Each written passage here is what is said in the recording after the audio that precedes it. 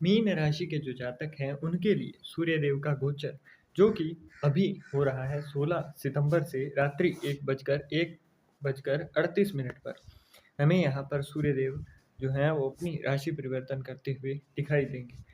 सिंह राशि से कन्या राशि के अंदर इनका गोचर हो रहा है और सिंह राशि जो कि स्वराशि थी उस राशि को त्याग कर ये अपनी मित्र की राशि बुध की राशि कन्या राशि के अंदर प्रवेश करेंगे और इसके बाद में यहाँ पर मीन राशि वालों के छठे भाव से सातवें भाव के अंदर केंद्र के अंदर सूर्यदेव विराजमान होंगे।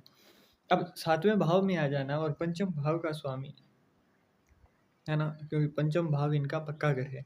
अब यहाँ से आप देखें तो 6 नंबर घर के अंदर सिंह राशि विराजमान है और वहाँ से आप सप्तम भाव में आ रहे हो तो डेली वेज के अंदर आपको बढ़ोतरी देखने को मिलेगी।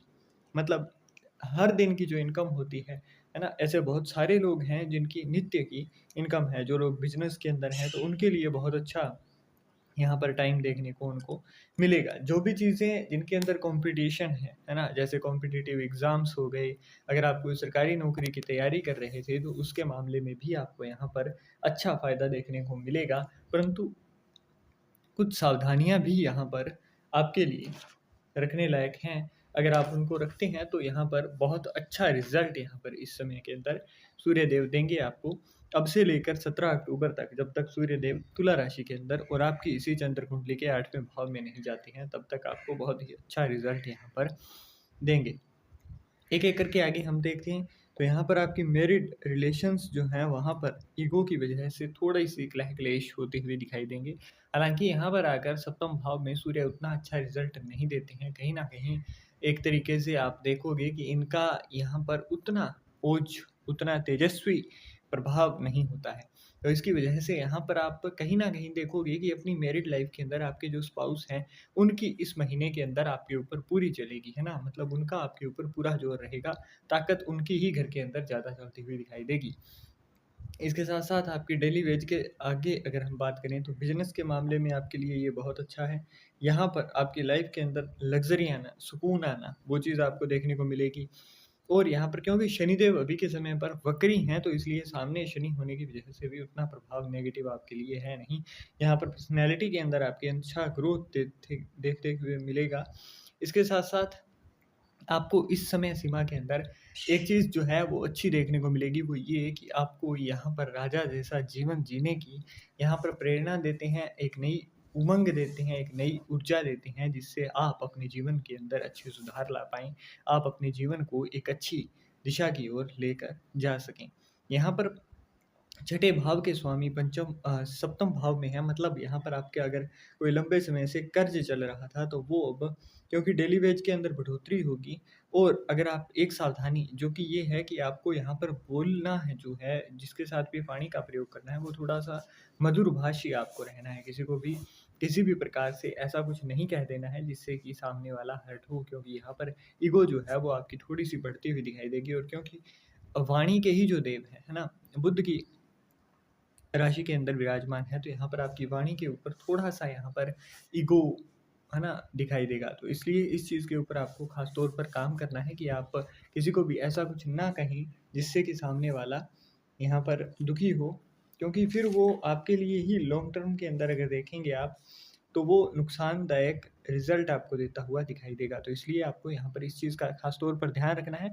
उसके अलावा कर्ज़ की बात करें तो कर्ज़ कम होता हुआ दिखाई देगा। बहुत लंबे समय से अगर रोग चल रहा था तो वो आपके ऊपर कम होगा, परंतु आपके स्पाउस जो हैं, है ना? उनका यहाँ पर थोड़ा-सा माइनर आप देखोगे कि हेल्थ रिलेटेड इश्यूज़ यहाँ पर अभी 16 सितंबर से 17 अक्टूबर के मध्य देखने को मिलेगा। इसके अंदर भी ख़ास तौर पर अगर बात करें तो 29 सितंबर के बाद से आपको इस चीज़ का पूर्ण रूप से प्रभाव देखने को मिलेगा। उनके प्राइवेट पार्ट्स के अंदर या फिर स्टमक से नीचे का जो पार्ट है ना? जो कमर से नीचे और घुटनों से ऊपर का जो पार्ट है उसके अंदर किसी प्रकार की यहाँ पर बाधा देखने को मिल सकती है। तो इस चीज़ को आपको केयरफुली लेना है और यहाँ पर बहुत ज़्यादा मेजर इश्यूज़ जिनको देखने को नहीं मिलेंगे, तो इस चीज़ के ऊपर भी आपको ध्यान रखना है। जब भी सप्तम भाव में आते हैं सूर्य, तो एक चीज़ का ख़ास तौर पर ध्यान रखा जाता है कि आपके द्वारा घर के अंदर, है ना, ख़ास तौर पर आपके बेडरूम के अंदर कोई भी ऐसी इमेज ना हो जिसके अंदर किसी भी प्रकार के देवता इत्यादि का, अगर आप मैरिड हैं तो उनकी इमेज आपके कमरे के अंदर नहीं होनी चाहिए। अब क्यों नहीं होनी चाहिए उसका भी मैं रीज़न बताऊँगा आपको, यूँ ही नहीं फालतू के अंदर मतलब अंधविश्वास विश्वास जैसी यहाँ पर कुछ भी चीज़ हम लोग नहीं पैदा करेंगे। क्योंकि अभी के समय पर क्या होगा कि अब देवगुरु बृहस्पति जो है वो 4th हाउस के अंदर है और वहाँ से जैसे ही इनका जो ट्रांज़िट है वो अब पंचम भाव में आ जाएगा, उसके बारे में दिक्कत नहीं है, मतलब 19 अक्टूबर के बाद। परंतु अभी के समय पर क्या है कि ये दोनों ही एक-दूसरे के साथ एक तरीके से उच्च भाव में हैं कहीं न कहीं। तो उसकी वजह से ही आपको यहाँ पर इन चीज़ों का ध्यान रखना है कि बेडरूम के अंदर आपको अगर है भी तो भी आपको बेडरूम अपना चेंज कर लेना है।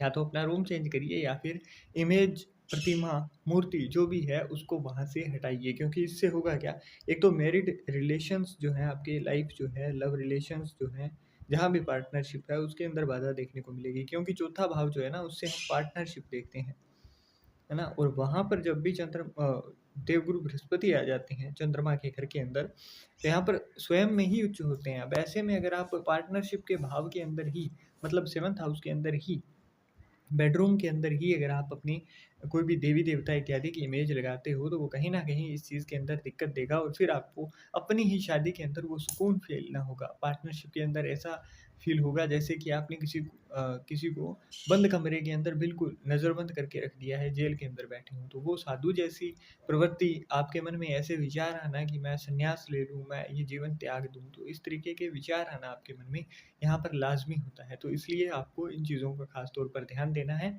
और जो भी चीज़ें आपको बताई हैं, उनका ध्यान देते हुए आप यहाँ पर अर्घ दे सकते हैं सूर्य देव को, अगर आप डेली यहाँ पर दे पाएँ। तो जल के अंदर चने की दाल डालकर उससे आप सूर्य देव को अर्घ दे सकते हैं। अगर आपकी कुंडली, जो लग्न कुंडली है, उसके अंदर सूर्य देव उच्च के हैं, अच्छे हैं पोज़ीशन के अंदर, तो आपको यहाँ पर तेजस्वी या फिर ओजस्वी जिसे कहते हैं, मतलब आपके सर से ऊपर की ओर से आपको धारा यहाँ पर सामने की ओर सूर्य देव को अर्पित करनी है। अगर यहाँ पर बहुत अच्छे नहीं हैं, है ना? तो निवेदन अर्घ दिया जाता है, मतलब आपके जो फेस है उससे नीचे की ओर रखते हुए, है ना? जो आपकी छाती होती है, चेस्ट होती है, उसके सीध के अंदर, है ना? उसके एकदम अलाइन होते हुए आपको यहाँ पर जल अर्पित करना चाहिए सूर्य देव को। इसके साथ-साथ आदित्य हृदय स्तोत्रम का आप पाठ कर सकते हो। ओम गृणी सूर्याय नमः, इस मंत्र का आप जाप कर सकते हो, ये भी अच्छा होता है। और यहाँ पर ख़ास तौर पर एक चीज़ ध्यान में रखनी है, इस भाव का रिज़ल्ट अगर अच्छा बनाना है, तो यहाँ पर आपके द्वारा किसी भी, है ना, रोगी की सेवा करना या फिर हॉस्पिटल के अंदर आपके द्वारा दान दिया जाना, है ना? वो आपके लिए फ़ायदेमंद रहेगा।